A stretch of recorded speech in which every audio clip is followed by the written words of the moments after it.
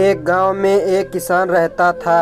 वह रोज सुबह सुबह उठकर दूर झरने से साफ पानी लेने जाया करता था। इस काम के लिए वह अपने साथ 2 बड़े घड़े ले जाया करता था, जिन्हें वह एक डंडे में बांधकर अपने कंधे पर दोनों तरफ लटका कर लाया करता था। से एक घड़ा कहीं से थोड़ा सा फूटा था और दूसरा एकदम सही।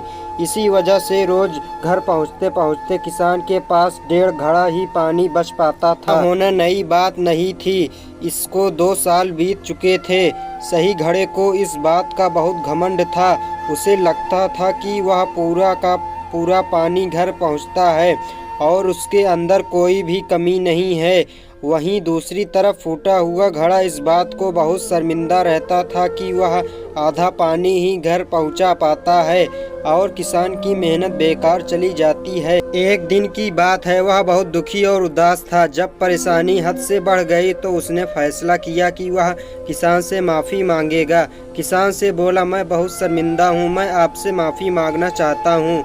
तो किसान ने पूछा, भाई तुम किस बात से शर्मिंदा हो? छोटे घड़े दुखी होते हुए कहा, शायद आप नहीं जानते हैं, मैं एक जगह से फूटा हुआ हूँ।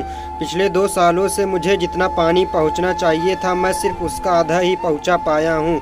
मेरे अंदर यह बहुत बड़ी कमी है, इस वजह से मैं आपकी मेहनत बर्बाद होती रहे। किसान को घड़े की बात सुनकर बहुत दुख हुआ और वह बोला, इतना परेशान होना भी ठीक नहीं है। चलो तुम्हारी उदासी दूर करते हैं। एक काम करना, कल जब तुम रास्ते से लौटो तो अपने टपकते पानी पर दुख करने के बजाय उस रास्ते में खिले हुए फूलों को देखना। कितने खुशबूदार, कितने खूबसूरत, कितने प्यारे, और साथ ही पास में छोटे छोटे पौधे देखना।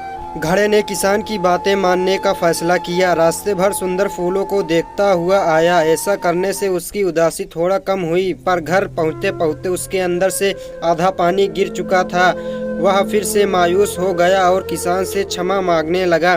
किसान बोला, शायद तुमने रास्ते पर ध्यान नहीं दिया। रास्ते में जितने भी फूल थे बस तुम्हारी तरफ ही थे, सही घड़े की तरफ एक भी फूल नहीं थे।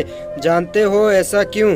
क्योंकि मैं हमेशा से तुम्हारे अंदर की कमी को जानता था, मैंने उसका लाभ उठाया।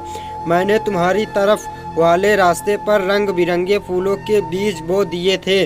तुम थोड़ा थोड़ा कर सींचते रहे और पूरे रास्ते को इतना खूबसूरत बना दिया। आज तुम्हारी ही वजह से मैं इन फूलों को भगवान को अर्पित करता हूँ, अपना घर सुंदर बना पाता हूँ। तुम ही सोचो, अगर तुम जैसे हो ऐसे ना होते तो भला क्या मैं यह सब कुछ कर पाता है।